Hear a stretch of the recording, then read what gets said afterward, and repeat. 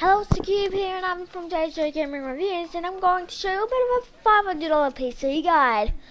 So, shall we kick off our build now? Okay, to kick off our build, we're going to be using an ASRock motherboard. It's going to support the AM3 Plus socket, which is a very good socket, for the new line of AMD chips. Actually, old line of AMD chips, but they still make the chips on the same sort of socket.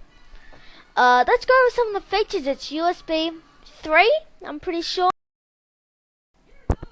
It's also got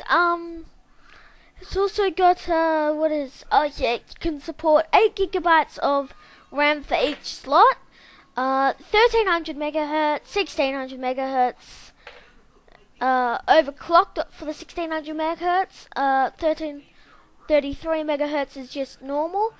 So it's going to be great to kick off our build. It's very cheap, so yeah.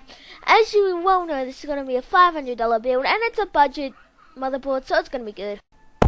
So for the CPU, we'll be using an FX 6100 6-core CPU, 330 gigahertz. You can overclock it to 360, 3.6. It's not 360, my mistake. It's 3.30 gigahertz, and you can overclock it, sorry, if you really wanted to another thing. But we're not going to be doing that anyway. It's going to be perfect for a gaming gaming rig. It's probably good, you know. You got a 6-core processor, and well, a lot of people have been saying it's really bad, but it's the perfect thing to kick off a gaming PC build, especially if you put it with an AMD GPU, which is what we'll be doing. So I might as well just reveal that to you right now. Okay, for the next part of our build, we'll be using a Sapphire 7750 GPU, and will go very well with our other AMD CPU. It is got some unique features. Obviously it's not as quick as the 7770, but this is great if you're actually on a budget. And remember, these prices are always going down. I might as well just put the note in right now. These are actual prices of austincomputers.net, which is in Australia. All tax is being left out of this video, so there will be no tax and there will be no operating system. But if you would like to buy your operating system, it will be around about another $50 to $100.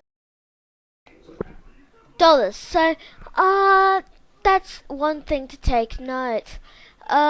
If you are looking for a budget GPU, this is obviously the best choice in my mind.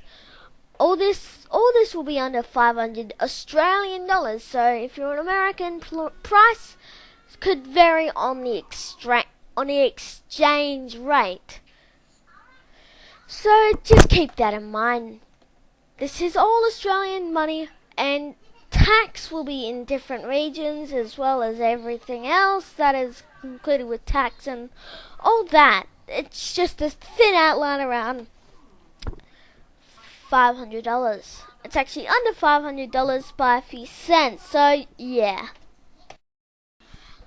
Okay, for the next part of it, we'll be using an LG optical drive. Not much can be said about this. It goes 24 times. That's all you need just to play games. Obviously, an optical drive. That's about it. Okay, so next part of our build is 4 gigabyte single sticks of DDR3 RAM running at 1333 megahertz. This can be any RAM you want, but I'm using the Sodium brand for the price reasons. And it may be cheap, but it's still quite good quality RAM. It's got a lifetime warranty on it, the one that I'm using from Austin Computers.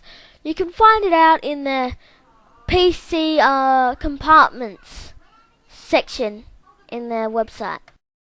Okay, for the next part, we'll be using a Western Digital Caviar Blue hard drive running at 72 RPM. It's SATA 3, which means our motherboard can still handle it, and it's 500 gigabytes, and it's quick. Not as quick as an SSD, but it was still going to give you some power. If you want to, you can just put 2 in there. They're pretty inexpensive. I didn't really want to go with the SSD because, well, you're going to have to buy a ton of these just to make up for that. Well, that's going to be one of the that's the final actual thing in the video. So, well, that's us for tonight, I guess. This is a Cube signing out. There'll be more videos on this topic soon, and I will be building an Intel rig. Not an Intel rig, but I'll show you how to build an Intel rig soon with some parts. Okay, this has been the Cube from JJGamingReviews signing out. See ya, have a good time. This is the Cube signing out.